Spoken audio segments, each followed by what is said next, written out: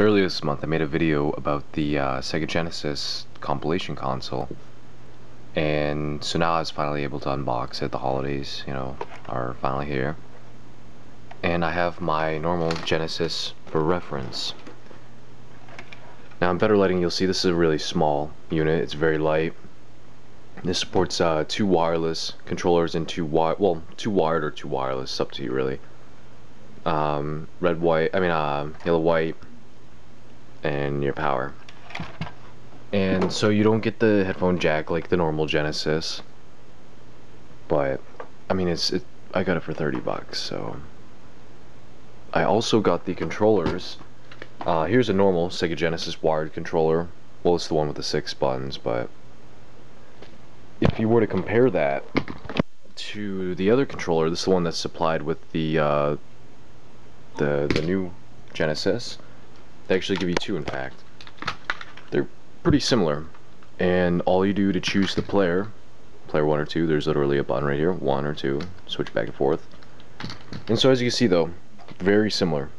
So, and this one's more worn out, this one's more comfortable in my opinion, but these are more springy, they're more reactive, so it seems. The first thing I noticed with this console is the wireless is not that good, so I think I will place the console up here for sake of reference, and so I will pick player 1. As you see, I'm using a high def TV, and it's not too good at for the playback for this of an old tube TV, but this is what I plugged in. So it seems a little bit blurry. The audio seemed a bit off to me. But coincidentally, by using this resolution, it's obviously going to be a lot better. This is more fitting. So you can see the list of games. I'll go through them real fast. Decap Attack, that's a great one. Fatal Labyrinth I was mentioning the other day, I didn't recall that. Well, actually I've played it. So there's a lot of classics on here for the Sega Genesis. Some of them I'm not familiar with, but Golden Axe, great. Kid Chameleon, Mean Bean Machine, Dr. Robotnik, I always played that. That was like a reskin game. Ristar, I'm not familiar with this one. Shinobi 3, that's cool. Then you get your Sonics, and of course, it's the Genesis one. Duh. They also have the Saturn one out there somewhere. Sonic Spinball, I had fun with that. A lot of people didn't like it.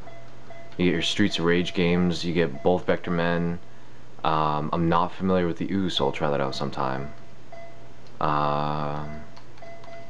So I'll select a game. And again, you do not want to use your controller probably any bit further than this range, You go any bit further, you're not going to be able to use it, and you might want to switch to the wired controller. And I haven't tried the wired controller yet.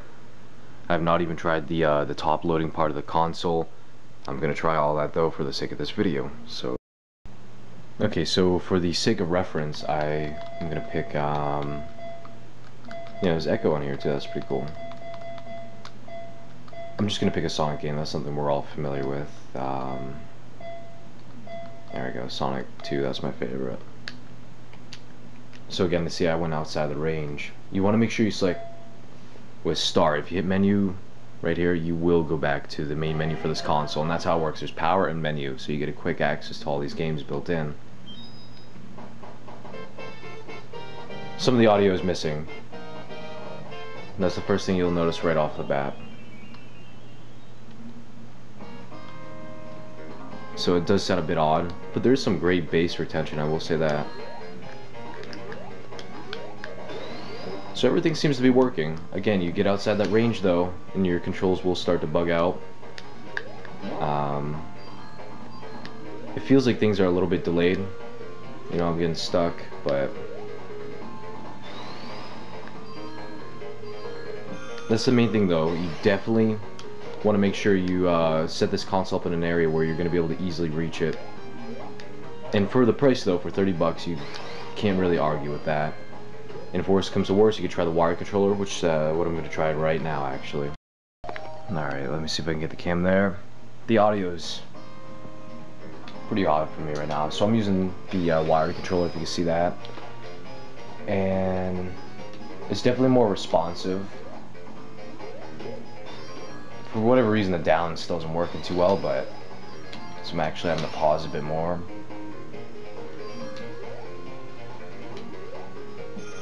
And with these controllers, you don't get the instant access to the menu, so now you have to do that. But it's pretty simple, you know, it's fast to boot, there's no problem there. Let me see what we got. I'm curious how a game like Vectorman has actually held up over the years. Let's see how that looks. I'm gonna do the first one.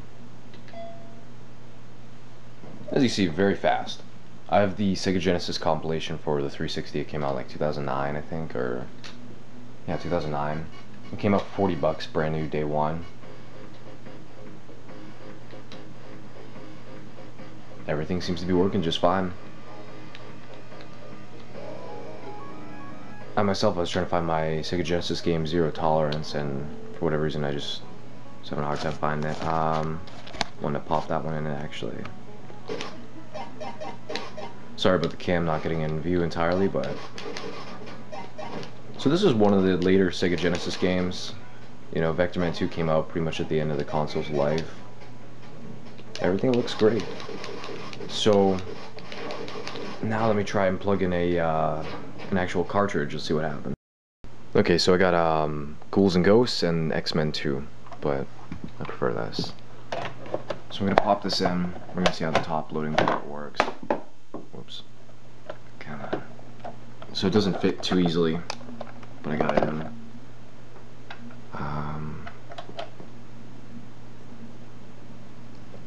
Okay, so it looks like it's booting up the game directly. Yep. Again, the audio for all these games seems a bit off.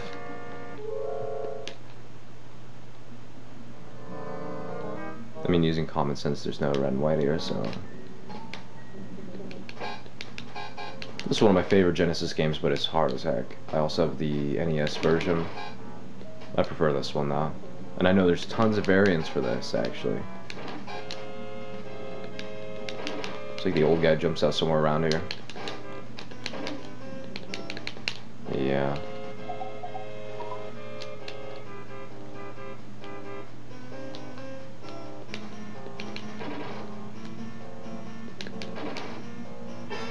Dang.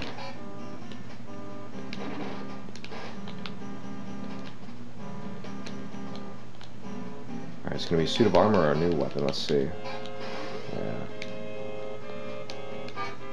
So this is certainly something you could have a lot of fun with for cheap. I would recommend it. Actually, I should probably stop the video. I'm